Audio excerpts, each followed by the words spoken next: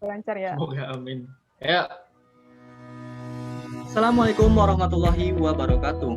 Coming together is beginning, keeping together is progress, and working together is success. Pada kesempatan kali ini, kami akan menjelaskan mengenai metode Markov Chain Continue. Sebelumnya, izin memperkenalkan diri kami dari kelompok 6 dengan beranggotakan yang pertama ada Kevin Simanjuntak, Muhammad Judahin Dafa, Sujian Arya Kresna, Muhyazid Gandhi, dan Maya Sariti Nambunan. Pada kesempatan kali ini, kami melakukan modifikasi jurnal yaitu mengenai aplikasi analisis rantai Markov untuk memprediksi status pasien rumah sakit umum daerah Kabupaten Baru.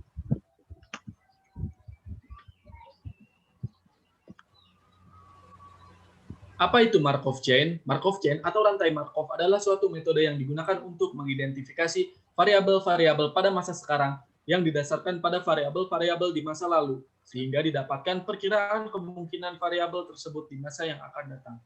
Tujuan dari penelitian ini adalah untuk mengetahui yang dimaksud dengan Markov Chain. Selanjutnya adalah untuk mengetahui bagaimana memprediksi jumlah pasien dengan menggunakan metode Markov Chain. Dan yang terakhir adalah untuk mengetahui bagaimana prediksi jumlah pasien dengan menggunakan metode Markov Chain.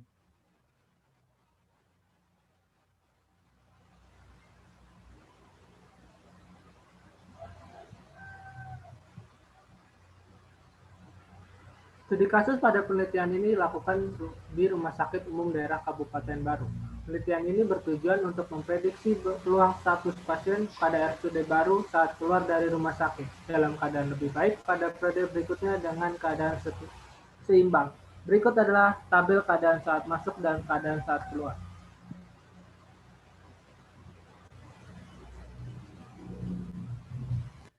Selanjutnya adalah masuk ke dalam tahap pengolahan data. Dikatakan di sini bahwa pengolahan data ini bertujuan untuk mencari peluang status pasien saat keluar dari rumah sakit dengan syarat dalam keadaan equilibrium.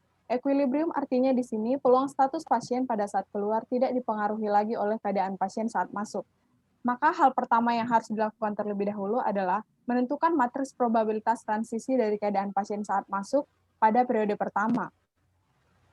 Caranya adalah dengan menggunakan persamaan probabilitas, yaitu banyaknya peristiwa A per banyaknya kejadian, sehingga didapatkan hasilnya sebagai berikut ini.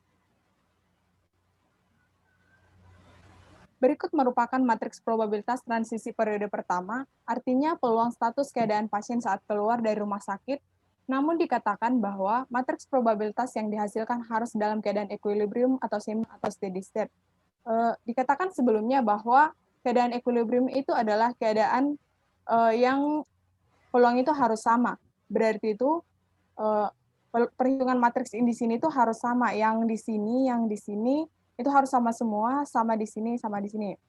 Karena belum sama, maka akan dilakukan perhitungan matriks probabilitas transisi periode berikutnya sampai pada periode yang berada dalam keadaan equilibrium.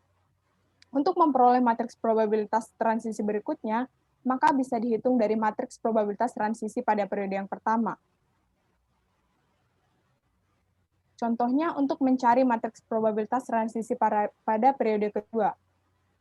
Itu dilakukan dengan memperoleh dihitung dari matriks probabilitas transisi periode pertama, yaitu mengalihkan matriks probabilitas transisi periode pertama dikali matriks probabilitas transisi periode pertama.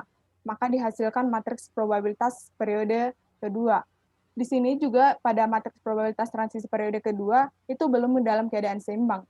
Maka untuk mencari matriks probabilitas transisi berikutnya, yaitu pada matriks probabilitas transisi periode ketiga, yaitu mengalihkan kembali matriks probabilitas transisi periode kedua dikali dengan matriks probabilitas transisi periode yang pertama. Maka dihasilkan matriks probabilitas transisi periode ketiga.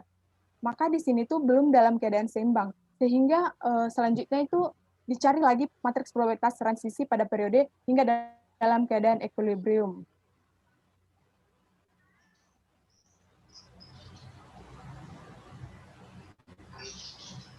Hingga kemudian didapatkan matriks probabilitas transisi dalam keadaan equilibrium atau seimbang, yaitu pada periode ke-8, yaitu matriks probabilitas transisi periode ke-8 yaitu matriks probabilitas transisi periode ke-7 dikali matriks probabilitas transisi periode ke pertama.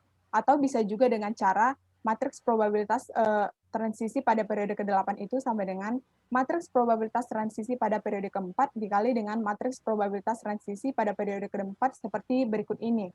Maka dihasilkan matriks probabilitas transisi pada periode ke-8 sudah dalam keadaan seimbang.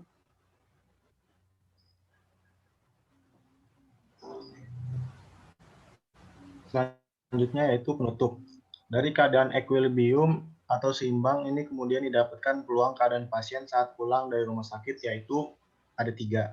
Yang pertama, peluang pasien yang keluar dalam keadaan sehat pada bulan Agustus 2014 dalam keadaan seimbang tanpa memperhatikan keadaan awal adalah 0,6909.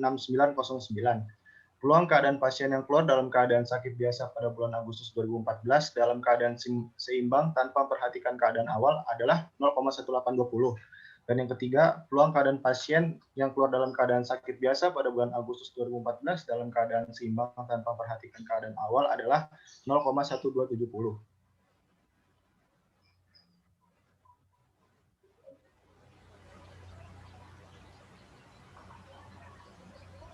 Kesimpulan yang dapat diambil dari penelitian kali ini adalah probabilitas transisi pada periode ke-14 sudah mencapai keadaan steady state dengan kemungkinan 67,2% pasien yang keluar dari rumah sakit dengan keadaan sehat, 19,1% pasien yang keluar dari rumah sakit dengan keadaan sakit biasa, dan 13,6% pasien yang keluar dari rumah sakit dengan keadaan sakit parah. Dari hasil olah data diperoleh bahwa pasien yang masuk ke rumah sakit dengan keadaan sakit parah menjadi sehat mempunyai peluang yang lebih besar dibandingkan dengan sebelumnya. Sekian penyampaian yang dapat kelompok kami sampaikan. Habis jalan-jalan pulangnya ke rumah, di tengah-tengah jalan ada kubangan. Mohon maaf bila ada kata yang salah, karena itu bukan yang kami harapkan. Wassalamualaikum warahmatullahi wabarakatuh. Waalaikumsalam.